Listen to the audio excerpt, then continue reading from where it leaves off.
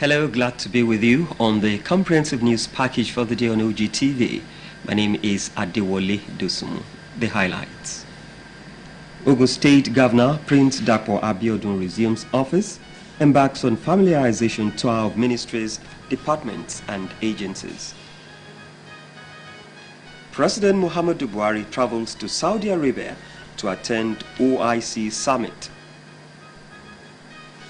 Narendra Modi sworn in for second term as India's Prime Minister. What is really needed to make democracy function is not knowledge of facts, but right education. On business news, Central Bank of Nigeria injects $205 million to sustain liquidity in forex markets. Join me later in the news. I am Mojisola Shulaja. And on sport news, Super Eagles of Nigeria draw Togo in 2019 World Cup. These and more stories on the sports segment of the news. My name is Moses. Stay with us. Now the details. The newly sworn-in governor of Ogun State, Prince Dapo Abiodun, has embarked on familiarization tour of various ministries, departments and agencies in the state. It is the first working day after his inauguration, as he was received by the State Head of Service, Engineer Larry Bisiriu, and the body of permanent secretaries. Shemilori Amore's report is presented in this package. After his swearing in as the 5th democratically elected governor of Ogun State, Prince Dapo Abiodun has resumed work at the governor's office, Okimoson, Abeokuta. The governor, alongside his deputy, Engineer Noimot Salako Edele, was received by the State Head of Service, Engineer Larry Bisiriu, and the body of permanent secretaries. Prince Abiodun, accompanied by his deputy, Engineer Noimot Salako Edele, Prince Segun Adeshegun, Bashorunmiwa Oladipo, Honorable Olakunle Oluomo, Deputy Speaker of the State House of Assembly, and Alhaji Salih Shuaib, later inspected key ministries, including the Ministry of Finance, Civil Service Commission, and the Ministry of Local Government and Chieftaincy Affairs. Governor Abiodun then met with the state workforce to familiarize himself with the workers who will lubricate the machinery of government. The governor thereafter held a closed-door meeting with the head of service and body of permanent secretaries. Civil servants in the governor's office also rejoiced with him on his 59th birthday. And 59! Congratulations, sir.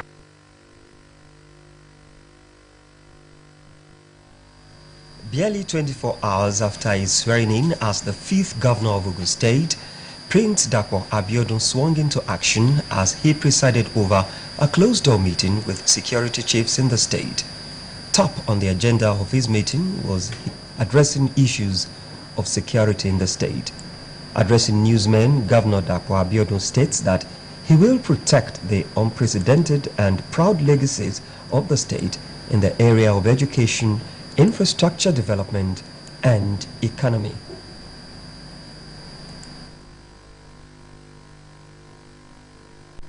I shared with them that my vision and the vision of this administration, because it is important for them to buy into the vision so they can be properly aligned and keyed in.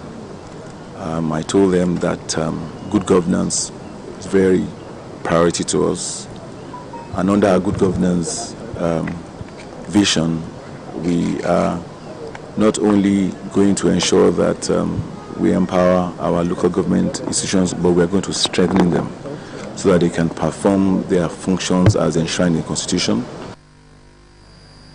Governor Abiodun further adds that his administration will leverage on its geopolitical location to attract investors by creating an enabling environment for ease on doing business.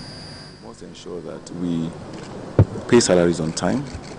We must ensure that we pay salary arrears. We must ensure that we pay and remit pension deductions.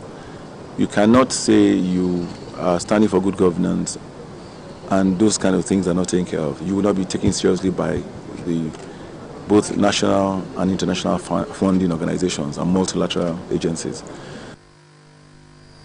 Prince Dapo Abiodun was flanked by Alhaji Shuaib Salisu, Basharu Muiwa Oladipo, Prince Segun Adeshegun, among others. Enabling environment for public and private sectors to enhance socio-economic development of the state. He made the statement at his inaugural ball and 59th birthday celebration held at the Olusegun Obasanjo Presidential Library OPL Event Center, Abeokuta. Yusuf Ganiu reports.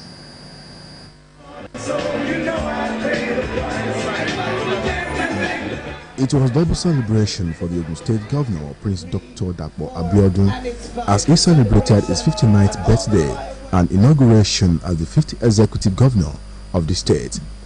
The event attracted dignitaries including royal fathers, politicians and business moguls from both within and outside the country. All of you who are here, dinner is not free. You are going to pay for the dinner tonight. And the only way you can pay for it is by investing in Ogun State. Anybody considering investing in Nigeria, there is frankly no better destination to invest in. Please put Ogun State at the top of your list. Popular hip-hop artists Davido and Olamide also entertained guests at the occasion.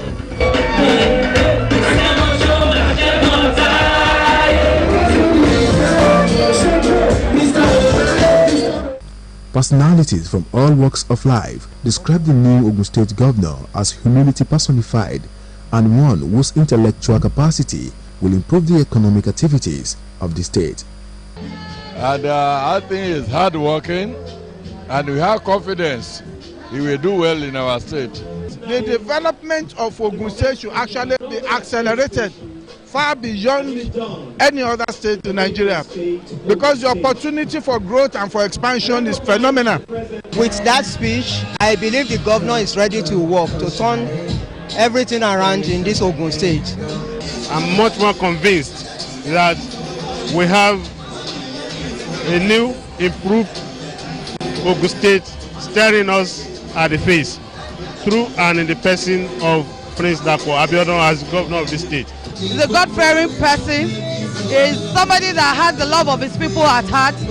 Governor Dapo Abiodun appreciates everyone for their support, assuring that no stone will be left unturned at ensuring the state continues to grow economically and socially. In this public-private sector partnership is where the economic growth of the state lies and the individual prosperity of all our people. Indeed, that one-stop shop that I talked about is not just a one-stop shop on paper, but a one-stop shop that is run like a private sector one-stop shop, and you'll be proud of. You will see when we set it up that it will be probably one of the best investment shops that's been ever seen in the history of this country. It will attract investors from all the corners of the globe. The governor and his deputy was later joined by dignitaries on the dance floor as legend Juju musician King Sonny Ade renders soul-lifting songs. Yusuf Ganiu, TV News.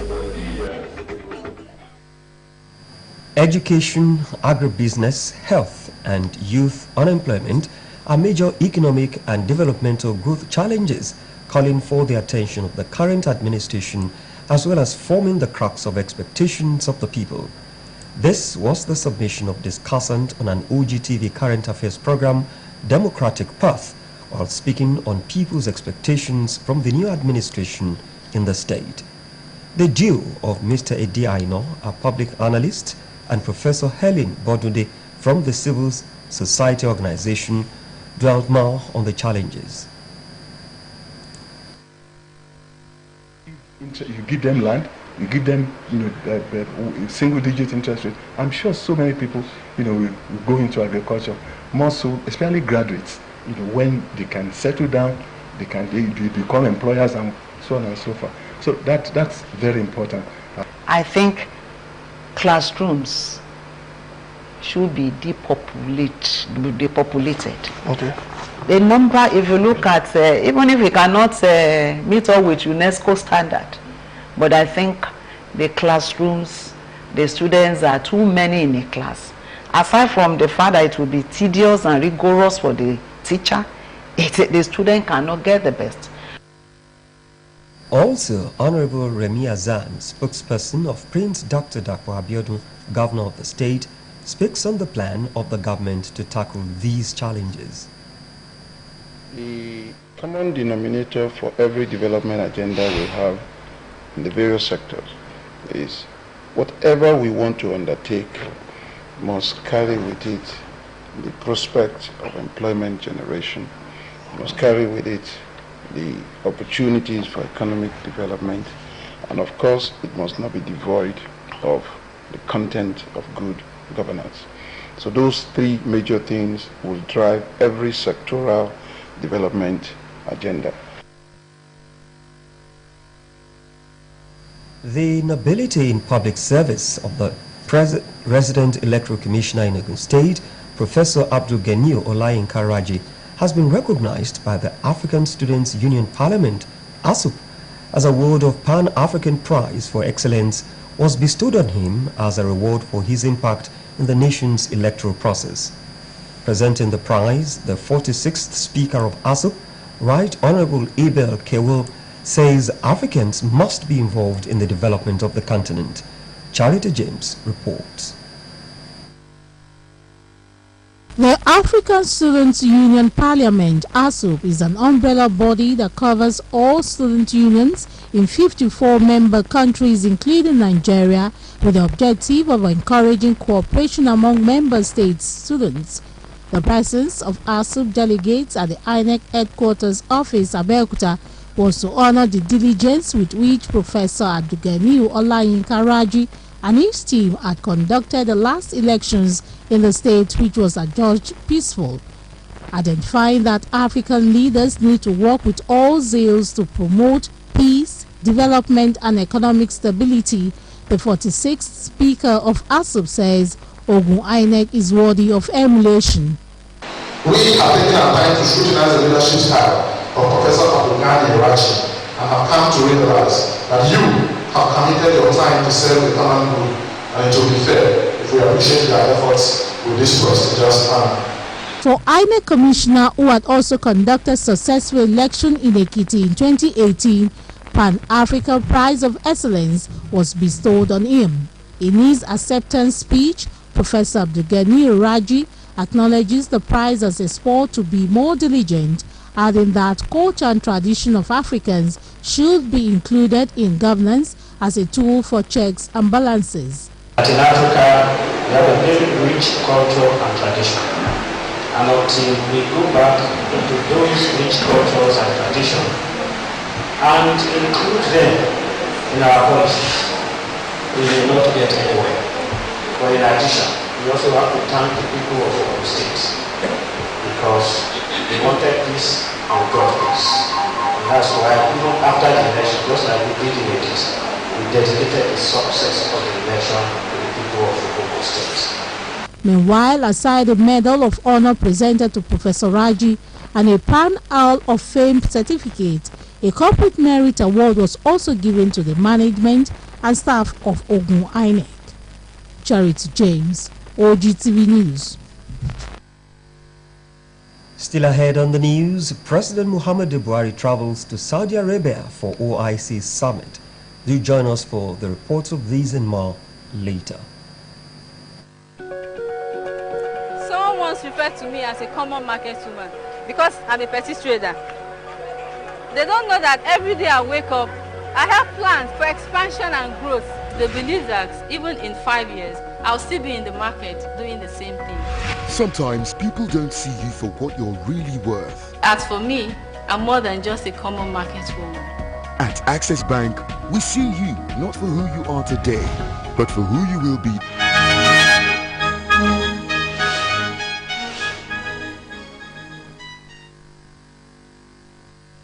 Glad to have you back. President Muhammadu Buhari has left Abuja for the Kingdom of Saudi Arabia ahead of the summit of the Organization of Islamic Cooperation in Mecca. Report says that the summit, to be attended by all heads of states and government of member countries, is the 14th in its series. King Salman bin Abdulaziz Al Saud is hosting the summit, to be convened under the theme Mecca Al-Karmama Summit, hand in hand towards the future, which seeks to develop a unified stance of events in the Islamic world. President Buhari is to address the forum and underscore the need for member countries to unite and work together to combat common challenges such as terrorism and violent extremism. The president is also expected to push forward things that have been at the forefront of his domestic and international priorities, including reviving the Lake Chad Basin, investing in Nigeria to create jobs, and financing for development. On the margins of the summit, the Nigerian leader will hold bilateral meetings with world leaders to promote increased cooperation and collaboration of issues on mutual concern. He was seen off at the airport by his Chief of Staff, Abba Kyari, Inspector General of Police, Mohamedou Adamu, and other senior government officials. The Council of Ministers of the Organization of Islamic Countries, OIC, has met in Jeddah, Kingdom of Saudi Arabia, ahead of the meeting of the Council of Heads of States and Governments. The Nigerian delegation was led by former Minister of Foreign Affairs, Geoffrey Onyema, and the Permanent Secretary at the Ministry, Ambassador Mustafa Suleiman, who spoke on the agenda of the summit and expectations. And it's an organization that's dedicated to, it's a multilateral organization dedicated to promotion of development and peace globally around the world, and in particular in the member countries.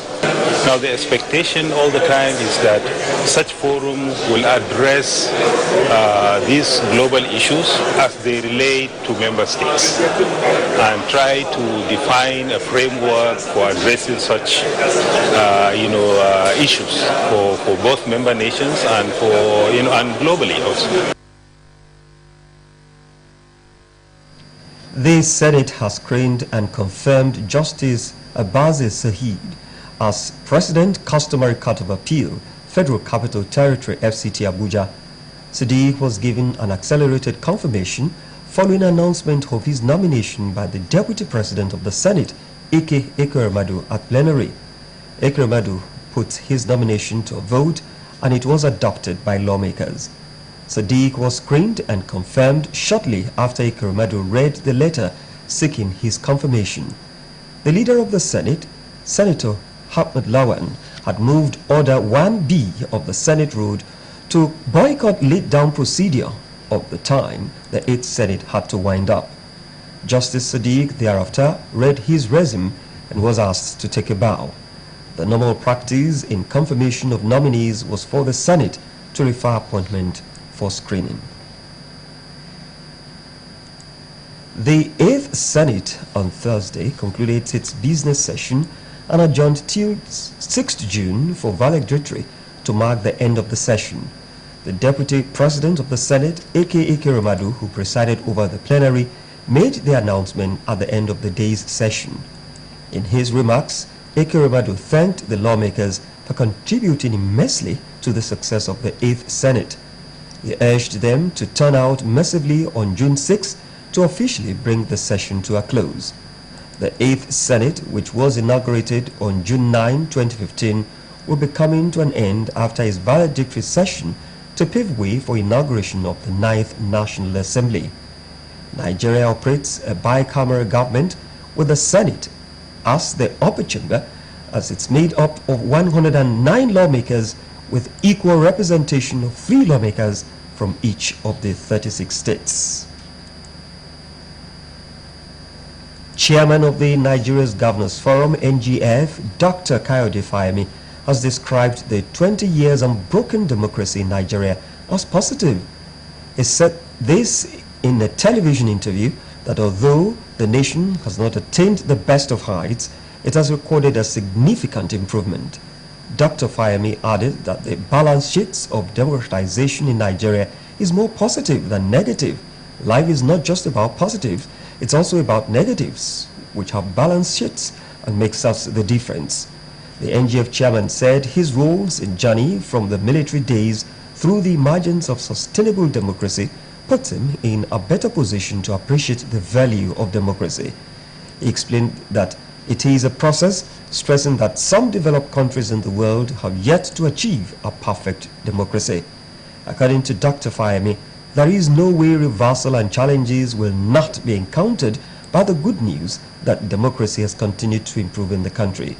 He urged Nigerians to support the government at all levels in order to leverage and sustain the progress made since 1999 when the nation returned to democratic rule. Governor Darius Ishaku has dissolved the Taraba State House of Assembly and slated June 3 for the commencement of the 9th Assembly. The Assembly was dissolved via a letter from Ishaku, which was read at the last plenary of the 8th Assembly by the outgoing Speaker, Mr. Peter Idaya, and adopted by members. The Speaker, in his valedictory speech, lauded his colleagues for the tendency which he noted engendered a good working relationship with other arms of government. They also remembered former member representing Taku 1, Jose Ibe, who was kidnapped and later killed by his abductors, as well as a former member representing Ado-Kula constituency, Mr. Emmanuel Dame, who died in the course of the 4-year tenure. The outgoing members during the valedictory sitting took turns to eulogize the deceased, the colleagues, and prayed for comfort from their families. Members of staff of Ogun State Broadcasting Corporation Cooperative Thrift and Credit Society have been encouraged to remain steadfast for the development of the association. The General Manager of OGBC, Mr. DJ Akihomi, stated this during the 38th Annual General Meeting of the station's Cooperative Thrift and Credit Society held at the corporation. Yusuf Ganiu reports. The 38th Annual General Meeting of Ogun State Broadcasting Corporation OGBC Cooperative Society is basically to give annual financial report of the society. While presenting the management report, the outgoing president, Mr. Derin Aladeshelu, appreciates the management of the station for taking into consideration other matters for the development of the society. I will say that unlike what we experienced during the financial year before that just ended one, our monthly statements during the year under review have greatly improved as the large percentage of our membership responsibly service the loans without being forced to do so. The General Manager of the State Broadcasting Corporation OGBC, Mr.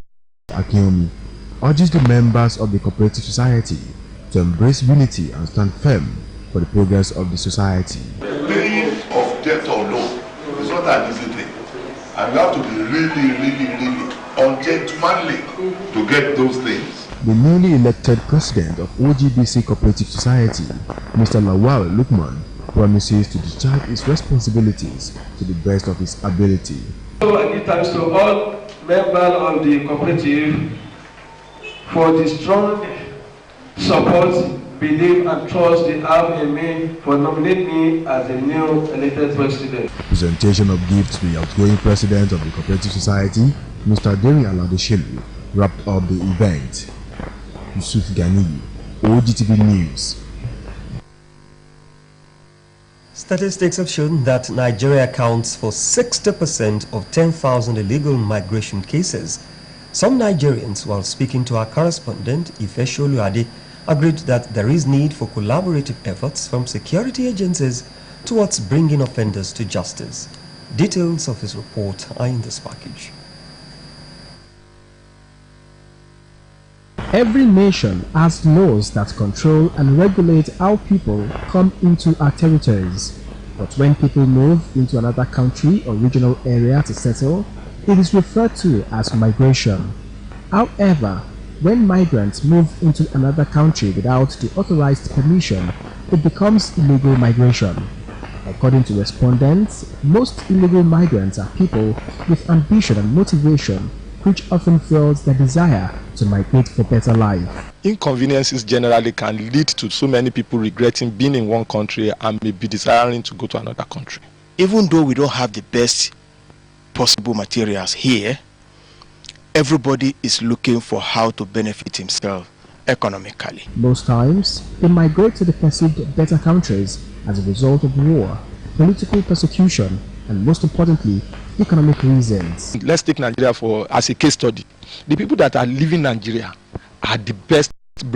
And so many things will happen, and at the end of your race, you will not get to your destination, because there is no way you will travel illegally and you will not be caught. The point is, when you get out there, it's not a bed of roses. You don't pick dollars on the ground on the street. You've got to sweat it out. The police will be after you. The authorities will be after you. Even to get a place to lay your head is going to be tough. You cannot move easily. You can be captured anywhere, and you might not even be able to plow back whatever you've gotten. They called on government to provide an urgent and long-lasting solution to curb illegal immigration. Capital punishment is a government-sanctioned practice whereby a person is killed by the state. Nature. Capital punishment is the punishment when an accused person is found guilty and is sentenced to death, either by hanging or by electric chair. Some legal practitioners explain crimes that can attract capital punishment. Yeah, when talking about the capital offense, we have classification of that. When I talk, we have simple extent, it serves as deterrent to others. Now, the prisons are filled with even people who have been sentenced to death that are not executed. You know, governors of various states find it difficult to even sign death warrants. So most of offenders on death row are just lying there just for the fun of it. So, well, whether it has served or not is a question for concern, because it's not serving any purpose again. You know, this armed robbery, I think for over 40 or 30 years. Legal practitioners also speak their mind on whether capital punishment be abolished in Nigeria. The development of jurisprudence of each country differs. They might have gotten to a particular stage whereby correction of wrongs, correction of They opined that instead of death penalty, which may not be signed by the Nigerian governors, life imprisonment should be introduced. A tanker loaded with premium motor spirits, PMS, also known as petrol, fell at the Shokori roundabout in Abeokuta, the Ogun State capital, at the early hours of the day, spilling its content on the road. According to eyewitness, the 33,000-litre truck fell while trying to where the liquid spread to, which we are still on ground. We have been here. You're still watching the Ogtv news. Next, we'll bring you some business reports.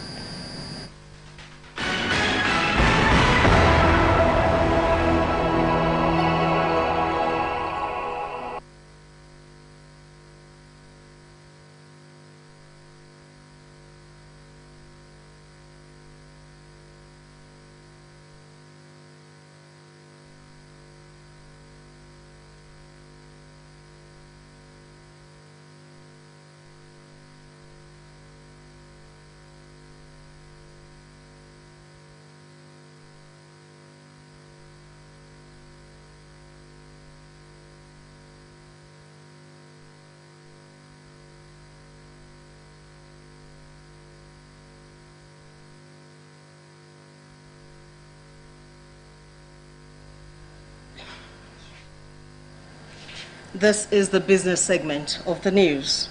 The chairman, Senate Committee on Petroleum Downstream, Kabir Marafa, has disclosed that Nigeria spent over 11 trillion naira as payment for outstanding subsidy claims in the last 6 years. The Senate has also approved the payment of 129 billion naira as outstanding was allotted during the review period, indicating a decline of 3.61 billion naira or 50.18% when compared with 7.20 billion naira at the end of December 2017. The decrease was attributable to a fewer number of successful bids and federal government's preference for foreign borrowing in the period under review.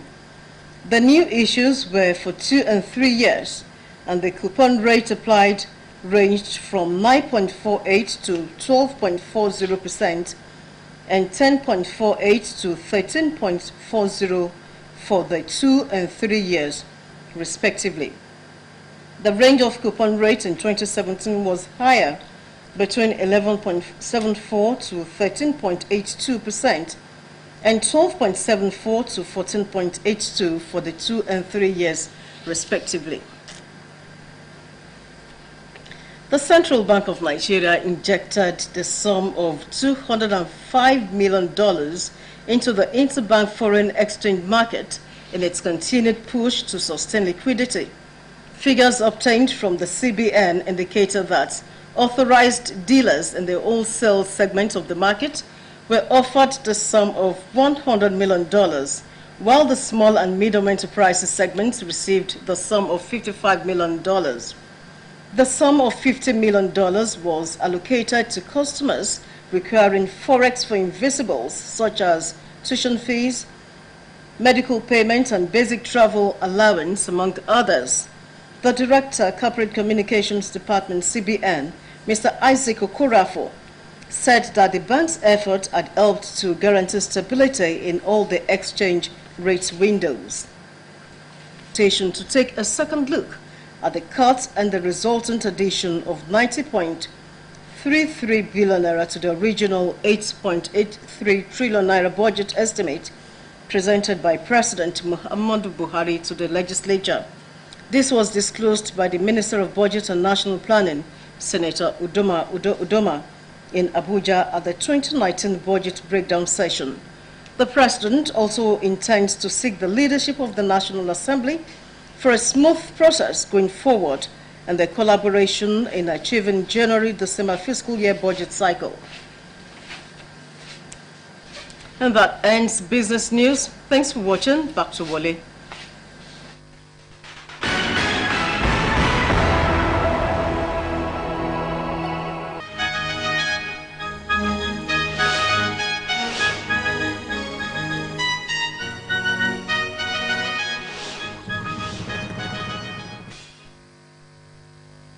Thank you, Moji. We're moving to the foreign scene, and the veteran jurist Berlin has been appointed as the country's first female chancellor to lead an interim government in Austria until elections later in the year. Again, Moji Sola Sholaja is here for details of this and more on the foreign beat. Austria has named a top lawyer. Bridget, the election was seen as a referendum on Mr. Modi, who is adored by many but also accused of stoking divisions.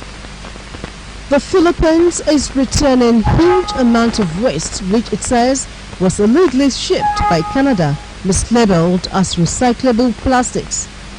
Manila has also criticized other Western countries for dumping their rubbish there. Countries in Southeast Asia who have long been the recipients of large consignments of Western rubbish are taking a stand and sending tons of the stuff back to where it came from. Philippines President Rodrigo Duterte is spearheading the revolt. Is returning 69 containers full of waste to Canada, which he says was shipped illegally to the Philippines as long as 2013. Last week, the issue led to Manila recalling its ambassador when Ottawa missed the May 15 deadline to collect the waste. 7 South Korean tourists have died and another 21 people are missing after a boat sank on the Danube River in Hungary's capital, Budapest. It is South Korean aged between 40 and 50, but the group also included a 6-year-old child and a man in his 70s.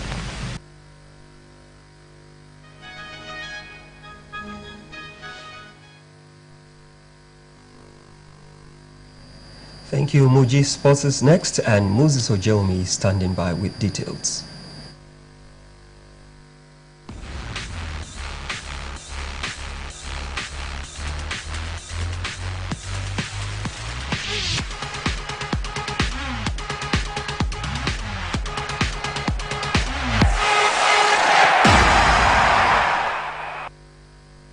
It's nice to have you join me on Sport News, and let's start from the world of football.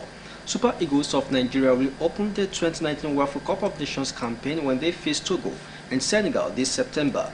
Following Wednesday's draw at the Radisson Blue Sea Plaza Hotel in Dakar, the tournament will run from September 28 to October 13 with all matches in the city of Thies. This year's tournament will have no groups as part of the new format introduced into the regional tournament. Instead, it will be separated into a cup and plate competition, with each participating team playing a minimum of 2 matches. Nigeria lost 4-1 to Ghana in the final of the 2017 WAFO Cup of Nations at the Cape Coast Sports Stadium.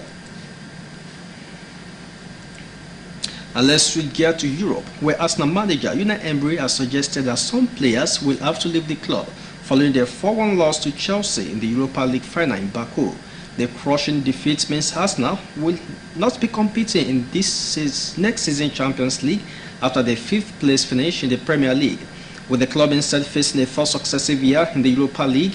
As a result, Arsenal may now need to offload some players in what could be a busy summer in the transfer market. Our idea is to continue to carry on and improve with the young players that have arrived. Emery said, maybe some players need to leave, but it's not the moment to speak about that. End of quotes. Captain Sergio Ramos says he wants to end his career at Real Madrid despite receiving an offer to play in China. Real President Florentino Perez said on Wednesday that Spain defender Ramos had asked to leave on a free transfer and move to the Chinese Super League. Perez said Ramos and his agent told him they had received a very good offer from an unnamed club, but the club had not paid a fee. Ramos, however, claimed that he never considered Real exit and all issues have been sorted out with Perez.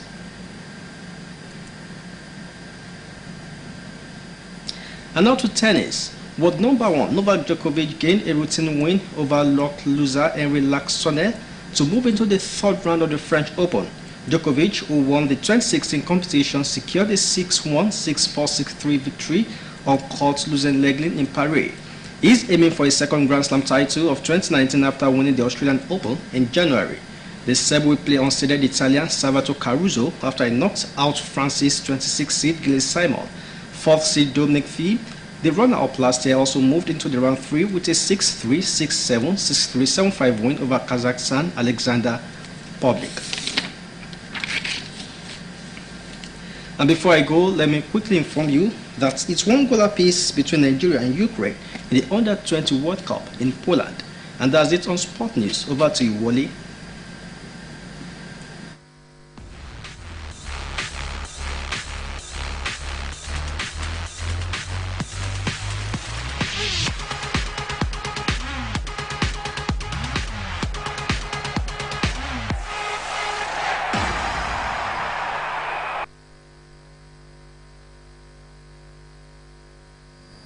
Glad to have you back.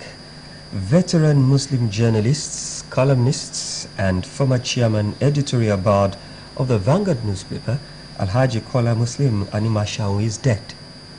The dawn of Nigerian journalism returned to Allah early hours of Thursday, May 30, 2019, at the age of 80.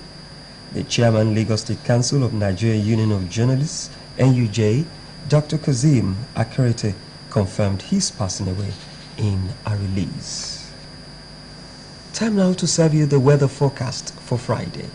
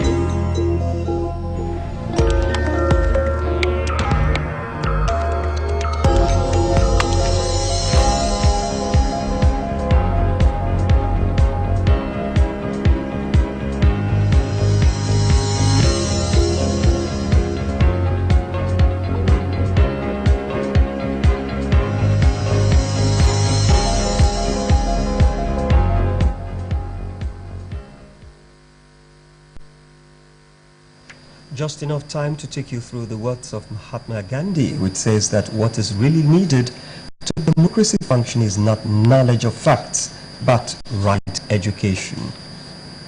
To end the news, let's take you through the major points of the bulletin. The Ogun State Governor, Prince Dapo Abiodun, has resumed office and embarked on familiarization 12 ministries, departments and agencies.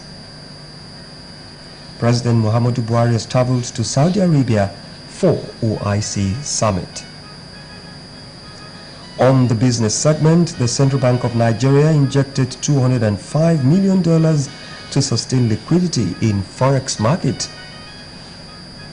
And on the foreign scene, you heard that Narendra Modi has been sworn in for second term as India's Prime Minister.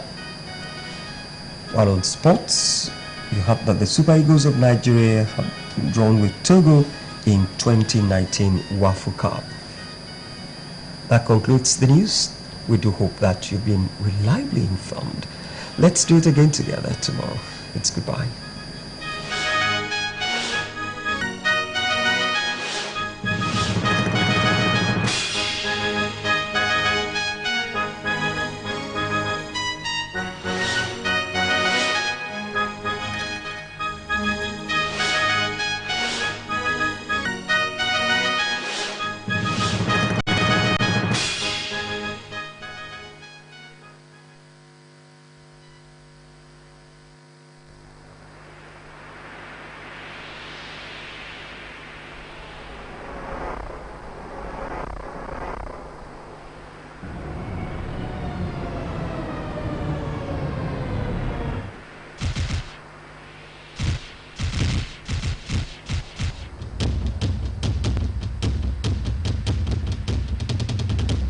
Ogtv, the People's Telly.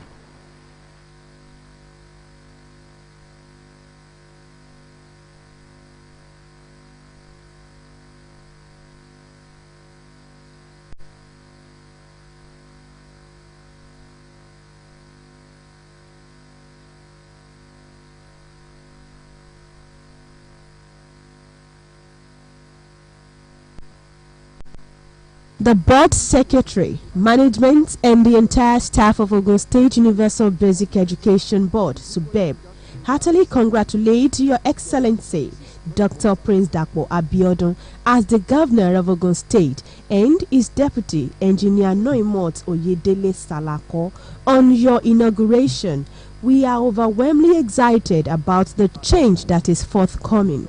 While the staff is savoring your victory, we, at the State Universal Basic Education Board, are looking forward to working fervently with your administration to move the state to the next level, especially on basic education. We pray God grant you good and sound health to see you through your tenure. Congratulations, Your Excellency. Announcer, Mr. Wasiu Olalekan Kuye, Board Secretary for the Management, Ogun SUBEB.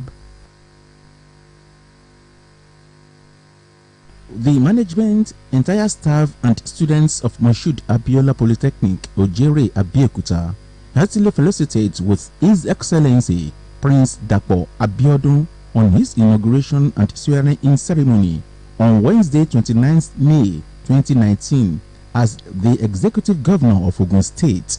We wish you a peaceful and successful tenure. Congratulations, sir. Announcer.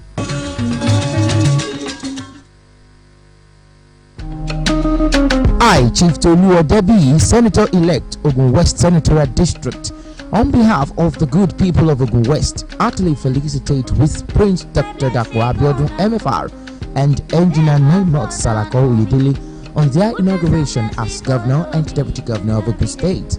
A double celebration it is, as it coincides with our Governor's 59th birthday celebration.